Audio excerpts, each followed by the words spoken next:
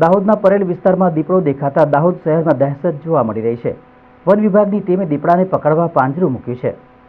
દાહોદ શહેરના પરેલ વિસ્તારમાં મધરાત્રે એક રેલવે કર્મચારી પોતાની ફરજ ઉપરથી ઘરે જઈ રહ્યો હતો ત્યાં દીપડો નજરે પડતા તાત્કાલિક વન વિભાગને જાણ કરી હતી।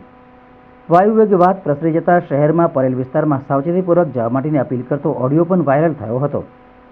શહેરમાં દહેશતનો માહોલ સર્જાતા વન વિભાગના કર્મચારીઓ પરેલ વિસ્તારમાં દોડી આવ્યા હતા, જ્યાં દીપડાના પગલાં નિશાન પણ જોવા મળતા વન વિભાગે પાંજરું મૂકી પરેલ વિસ્તારમાં પેટ્રોલિંગ પણ ચાલુ કર્યું છે।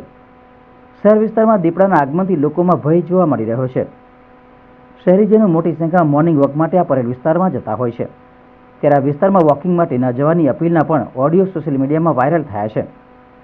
થોડા દિવસો અગાઉ પરેલને અડીને આવેલા વાંદરિયા ગામમાં દીપડાએ એક યુવક ઉપર હુમલો કર્યો હતો, ત્યારે હવે શહેર નજીક દીપડા દેખાતા ભય જોવા મળી રહ્યો છે। દીપડાને ઝડપી પાડવા માટે વન વિભાગની ટીમ કામે લાગી ગઈ છે।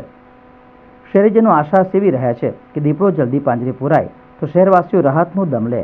તો અમારા નાયબ વન સંરક્ષક શ્રી RM પરમાર સાહેબની સૂચના મુજબ તે ભાગમાં અમે સતત સવારથી પેટ્રોલિંગ કરી રહ્યા છીએ અને મહેરબાન સાહેબની સૂચના મુજબ એ ભાગમાં હાલ દીપડા કોઈ જાનહાનિ ના થાય તે માટે પાંજરું ગોઠવવા પણ દેવામાં આવેલ છે અને જો દીપડો આ ભાગમાં હશે તો પાંજરામાં પકડાશે તો એને સહી સલામત નજીકના જંગલ ભાગમાં છોડવામાં આવશે।